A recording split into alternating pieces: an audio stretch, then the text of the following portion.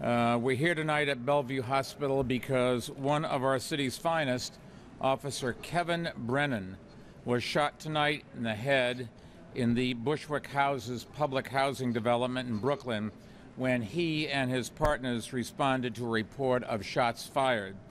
The doctors here at Bellevue successfully removed the bullet from the right base of Officer Brennan's skull. He is in critical but stable condition. Commissioner Kelly and I have met with him a short while ago and with his parents and wife. The 29-year-old Officer Brennan has been a member of the NYPD since July of 2005, winning many commendations and awards for his service.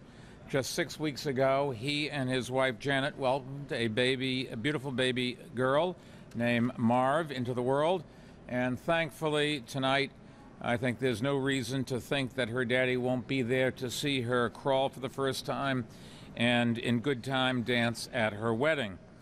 Commissioner Kelly will fill you in on the details of what transpired and how our search for the suspect that we think committed the crime, the shooting, is going. But tonight we have someone who's dedicated his life to protecting all of us, who has had a much too close brush with death tonight because of what appears to be an illegal gun.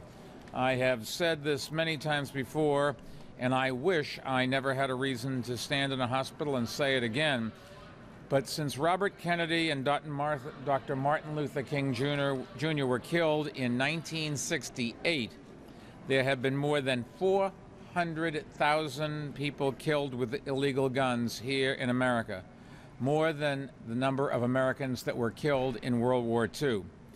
The news tonight is thankfully not tragic, but until our nation gets serious about taking guns off our streets, we can only hope that the news is as good the next time. Commissioner?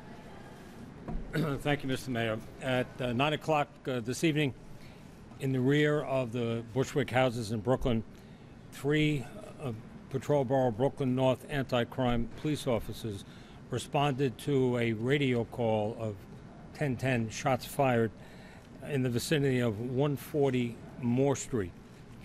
And as they did, they encountered three individuals running from that building.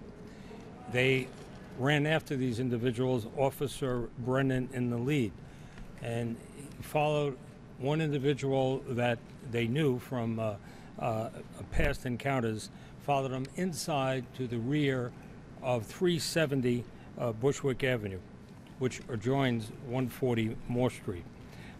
This individual turned, fired one shot, striking Officer Brennan at the base of his skull. We believe Officer Brennan fired one shot in return. As the mayor said, the officer is in critical but stable condition here. It's unknown whether the suspect was hit.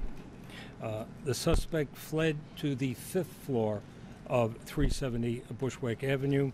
Emergency service officers began a search of that location. That search and the search of other locations that the suspect is known to frequent, they're underway at this time. The suspect is known to the department. We believe he is Louis Baby Ortiz. He's a male, 21 years of age. He's wanted for questioning in connection with a homicide earlier this month.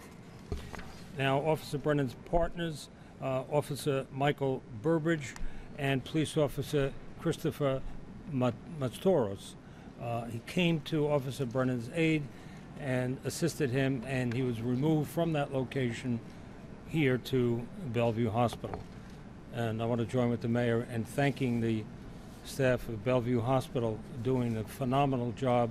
It was really remarkable, the work that they did. They removed the bullet from the officer's head, and actually, Dr. Kleiman, we have the bullet.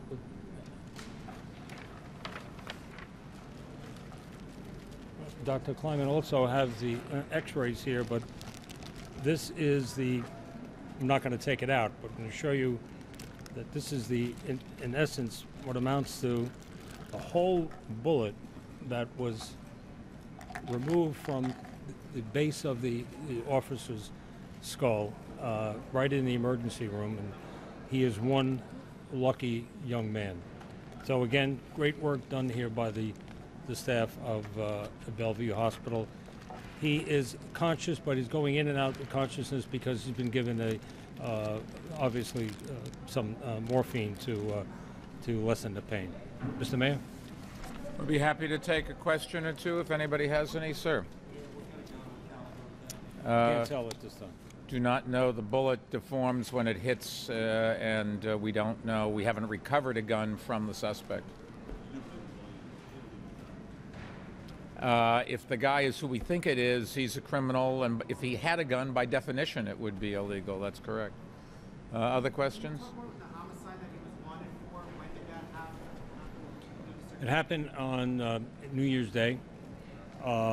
There is some issues as to there's some video evidence, and there's still some questions as to whether or not the case is prosecutable. But he wanted for questioning about that event. Commissioner, when you say the officers knew him, how did they know him from the neighborhood? I knew him from past history, and one of the officers, I believe, had arrested him in the past. How do you connect him with this shooting? They identified him running out the door. Officer Brennan chased behind him and chased him into the hallway of 370 Bushwick Avenue. He was the only one that went in the hallway, and Officer Brennan went in behind him, and the shot was fired when they went into the hallway. Is there an explanation for why it didn't do more damage? It was apparently fairly close range. It's a miracle.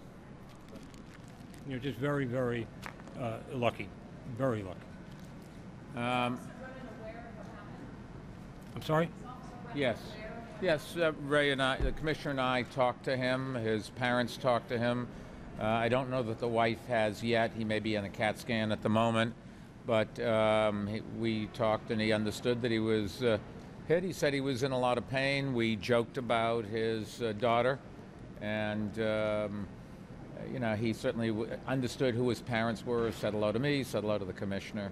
So he's cognizant of what's going on at the moment. Yes, yes, yes. One of the things he first said when one of the nurses came close was, "Don't touch me, it hurts." So I think he's probably, in that sense, okay. All right, there's not a lot else we can say. We're looking for the suspect. God in this case was kind. To say that he was lucky, I guess when you get shot, you're not lucky, but it could have turned out an awful lot worse, and I think it's just another example of the men and women out in the streets every day, every night, trying to keep us safe. They do an amazing job. The crime rate continues to come down, but as we all see repeatedly, there are bad people out there, and there are just too many guns on the streets of our cities. We just have to get those out of the hands, particularly, and it invariably turns out to be in the hands of somebody who federal law says can't have a gun, either a minor or somebody with psychiatric problems or a criminal record. This just didn't turn out anywhere near as badly as it could, and the police officer, we expect to make a complete recovery. But just a reminder every day, when you see a police officer on the corner, it might be nice to stop by and say thank you for taking care of us. I know I do every time. Thank you and good evening.